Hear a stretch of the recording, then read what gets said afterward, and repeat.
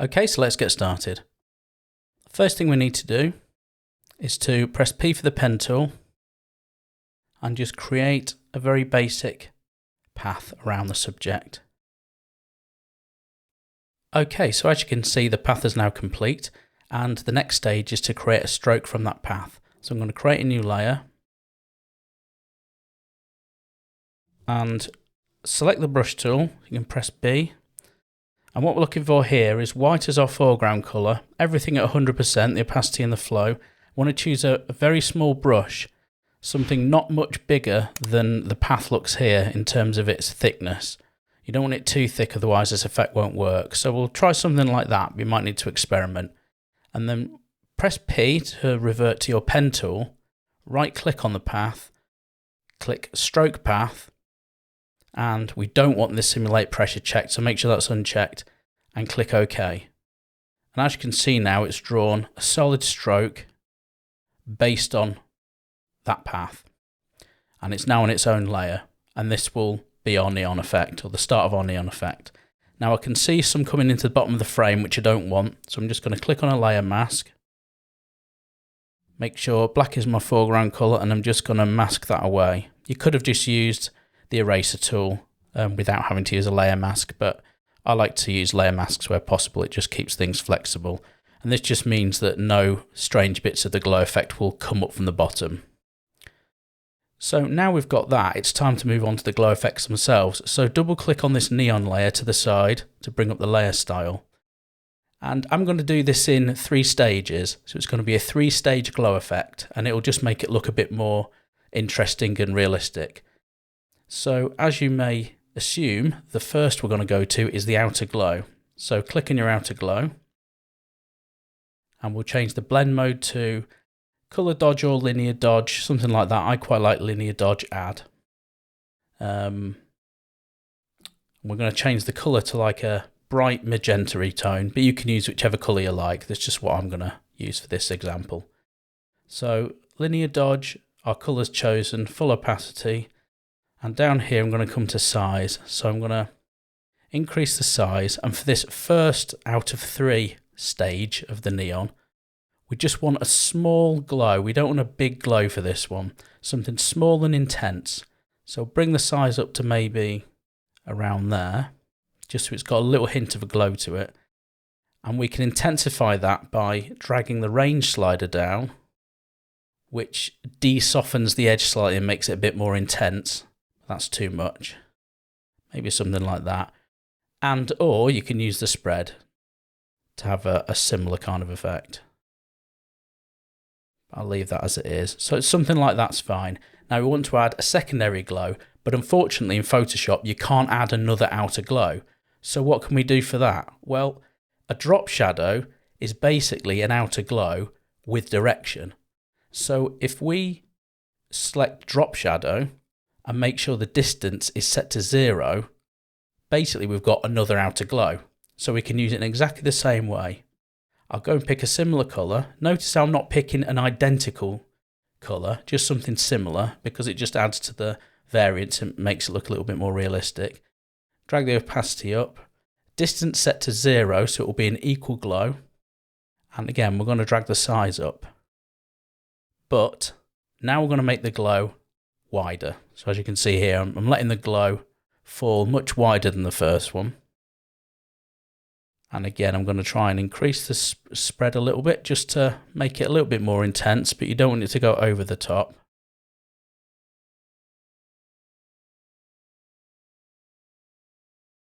That's looking quite nice, I think. And now we're going to add the third layer. So all we have to do for this is with the drop shadow, we just need to click the plus icon at the side, and it will make a duplicate of that last drop shadow icon. Of that last drop shadow effect.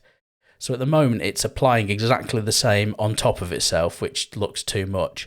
So what we want to do for here is we'll keep the main settings the same, but I'm going to go even bigger with the size.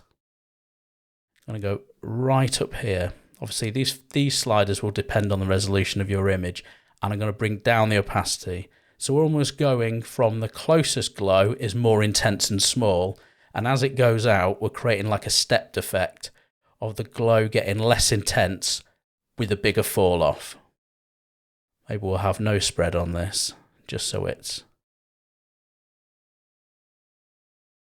a little softer.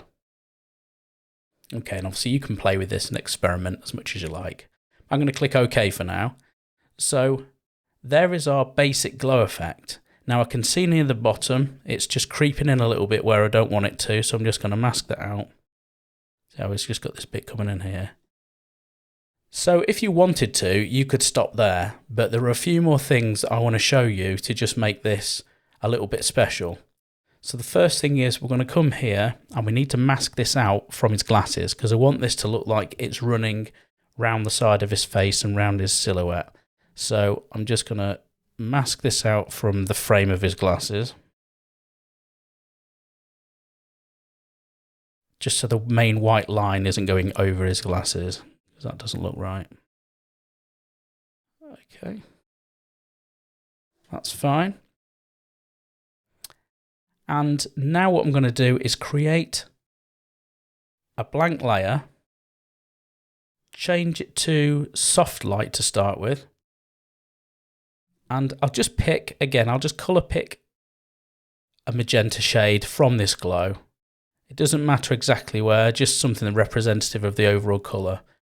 And with a very soft brush, maybe an opacity of 30 or so to start with, you can now take this and just start to add some extra colour influence onto the skin from this glow, because obviously it wouldn't just affect the outside. The whole colour of the glow would start to bleed into his face and his clothes, and you can build it up slowly. Don't worry if it spills a bit onto the background, because to be honest, that might just add to the effect. But if you really want to keep it to just the subject, you can create a layer mask from your original path. So I'm just going to brush this down. Again, very soft. You don't want to cover the whole image, because you do want some of the intensity of the original colour more towards the centre of the image. Okay, and you can build it up in certain areas that you want to put more colour into, like right near the side of his face where he's got the highlight on his head, in the eyeballs, perhaps around the eye area. Maybe more where there's highlights, and you can build it up and just experiment. So now we've got that in place. I'm just going to back that off very slightly.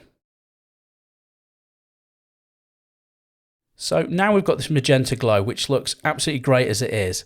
But one final tip I'll show you, and this is really cool, this can really make a difference to the overall effect, is if you want to change the colour of this now, we can easily do that by going to a Hue Saturation adjustment layer. And because we've created this magenta glow, we can just go to the colour drop down here, select magenta, and just drag the hue slide around, and you can see the glow effect changes to whatever colour we want. So let's just select that green and press Command I on the layer mask to invert it. Now what we can do is, with white as our foreground colour, we can now mask in the green adjustment, but only where we want it. So I'm going to sort of go on the right hand side of the subject and just slowly brush this in and turn it green. And now anywhere that we've affected and painted in more of the magenta tint onto the skin and on the glow is now going to be affected by the colour change from the Hue Saturation. So we don't have to do all the complicated masking again and things like that. We can just simply paint where we want it to be green. And the cool thing about this is, on our main neon layer now, because we've used adjustment layers and they're all live, you can do some cool things like go to your brush, again, go to white as your foreground colour, and you can just start, you can use this layer, so you can write in neon, and it'll be green over this side because we've painted over that with the Hue Saturation, and it'll be purple over this side. So you can do anything you like. You can create patterns, words, signatures, anything you like, and it will be this live effect.